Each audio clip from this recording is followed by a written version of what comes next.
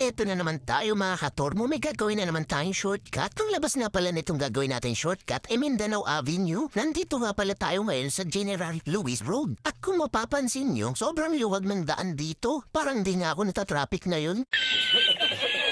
Kaya eto mga katormo at umovertake na nga ako dito sa truck na to. Siguro mga 30 minutes din ako nakatutok sa likod nito. At syempre itong gagawin kong shortcut ay para lang doon sa mga hindi pa nakakalam. Kung alam mo na, abay share mo na lang para ma-experience din nila kung paano malit ng pasok sa trabaho. What? Ay para pala mapabilis ng pasok sa trabaho. Di siya bagay kahit di ka naman mag-shortcut, lagi ka naman late.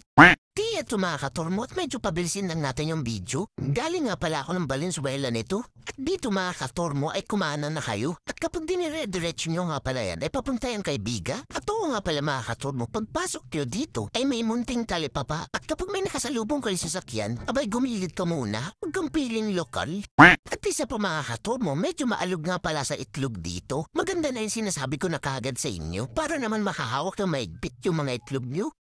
At dito mga katormo ay bumaba kayo at medyo gumilid-gilid kayo kasi may mga bumibelo dyan pataas. Mamaya mabitin yung kasalubong mo dahil sa'yo. At oo nga pala, alam ko na naman yung mga nasa isip nyo. Porket ganito yung itsura ng dinadaanan ko. Katatakot na naman kayo. Huwag kayong magalala kasi mababait ang tao dito. Sabi ko sa inyo, matakot lang kayo pag di na kayo nakalabas sa tinuturo ko.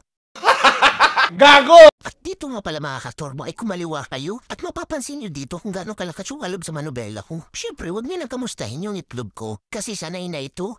Kaya nga tinuturo ko to sa inyo para matrain din yung mga itlog nyo. At dito mga katormo, medyo mag-slow down kayo kasi medyo makipot yung daan. Kita mo naman marami din naglalakad dyan. At pagdating nyo dito ay kumaliwa naman kayo. Tapos dito sa may bandang unahan ay kumana naman kayo. At pagkanan ko dito mga katormo, medyo na-traffic nga pala ako. Kaya medyo ikat natin yung video. Na-traffic nga pala ako kasi may nakasalubong kaming dalawang tricycle. At sabi ko nga sa inyo medyo makipot yung daan. Kaya kapag nagkasabay-sabay, ganito yung lagay. Hindi na kami mapalagay.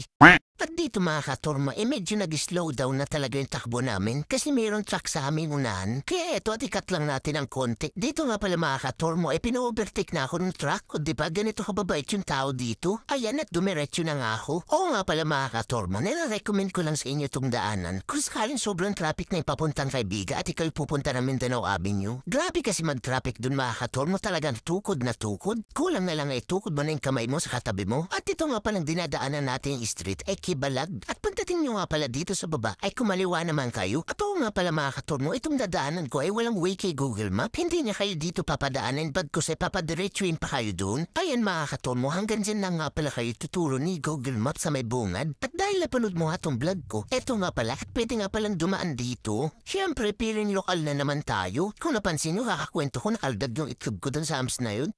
At ayan mga katormo, kung nakikita nyo ay isang diretso lang to. Kaya cut ko lang ng konti yung video. Pagdating nyo dito ay may madadaanan kayong gate, tapos kumaliwa lang kayo. At makikita nyo na dito yung Mindanao Avenue. O diba ang lupit ng long cut natin? Ay shortcut pala. At dito nagtatapos na yung ating shortcut. Abay comment ka naman dyan kung saan yung next natin. So let's go!